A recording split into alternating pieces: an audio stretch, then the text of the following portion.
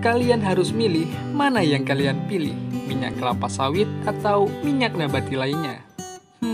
Coba jawab dan ceritakan alasan kalian di kolom komentar.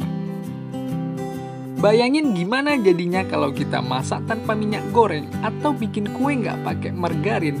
Oke, mungkin atau lebih tepatnya semoga kita nggak akan dihadapi sama bayangan kayak tadi. Karena itu terjadi jika nggak ada sawit. Sedangkan kita, Indonesia selama ini mempunyai sawit terluas di dunia yang menghasilkan produk minyak goreng dan margarin. Sehingga kita bisa makan donat, kue, gorengan, dan makanan enak lainnya. Wah, nggak kebayang kayaknya tuh kalau di hidup kita nggak ada sawit. Tapi kita harus sadar juga, kalau kelapa sawit nggak cuma minyak goreng dan margarin saja. Ternyata sadar nggak sadarnya kita sudah memakai produk turunan kelapa sawit di kehidupan sehari-hari kita. Seperti sabun, pasta gigi, sampo, deterjen, kosmetik, coklat, mie instan, dan banyak lagi lainnya. Terus, kandungan vitamin A dan E yang tinggi pada kelapa sawit dapat meningkatkan kesehatan tubuh seperti anti penuaan dini, meningkatkan imun dan kesehatan kulit, serta mencegah berbagai jenis penyakit seperti anti kanker dan antioksidan.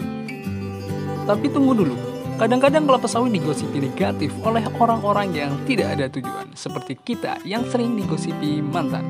Jadi sebenarnya kelapa sawit lebih banyak untung atau rugi ke kehidupan kita, dan apa jadinya jika di Indonesia nggak ada kelapa sawit? Oke, tanpa ada kelapa sawit akan menyebabkan hilangnya penyumbang devisa terbesar di Indonesia sebagai penopang perekonomian nasional. Dan industri kelapa sawit salah satu sektor industri yang tidak terdampak COVID. Pembangunan perkebunan juga telah menimbulkan mobilitas yang tinggi, serta akan menyebabkan banyak pengangguran Indonesia. Bagaimana tidak? Berkat kelapa sawit berhasil membuka lapangan kerja 16 juta jiwa, hampir sama dengan jumlah penduduk Belanda. Dan iya, ternyata kalau kita ngelihat sekeliling kita, selalu ada kelapa sawit di setiap sudut daerah. Tapi masih banyak masyarakat yang berpikiran kalau kelapa sawit tidak ramah lingkungan. Apakah benar? Oke, mari sama-sama kita lihat kalau kelapa sawit adalah tanaman sangat produktif. Setiap bagiannya dapat dimanfaatkan sehingga tidak ada yang terbuang. Seperti limbah padat, tandan kosong, pelepah dijadikan pupuk organik, cangkang dan sabut sawit dijadikan bahan bakar PLTU. Limbah cair bisa dijadikan pupuk dan energi biogas. Dan setiap membuka lahan perkebunan kelapa sawit harus melalui sertifikat ISPO untuk memastikan menjaga lingkungan. Seperti kita yang selalu menjaga seseorang yang kita sayang. Dulu, kita punya banyak komoditi unggulan nasional sampai kelas dunia. Kita punya cengkeh, karet, tebu, dan kakao.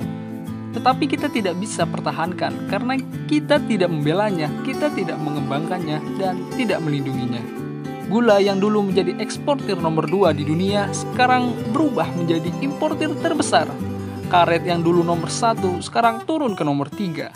Kakao yang pernah menjadi nomor 2, sekarang melorot ke nomor 5. Cengkeh yang dulu diperebutkan negara Eropa sekarang justru pengimpor rempah-rempah. Jangan sampai ini terulang lagi pada kita. Saat ini yang berkibar secara internasional adalah sawit kita. Mari kita lindungi, kembangkan agar menjadi kesejahteraan bagi Indonesia dan bermanfaat bagi dunia. Hadapi segala rintangan dan jangan hilang harapan. Disitulah kita memiliki masa depan. Majulah sawitku, majulah ekonomiku.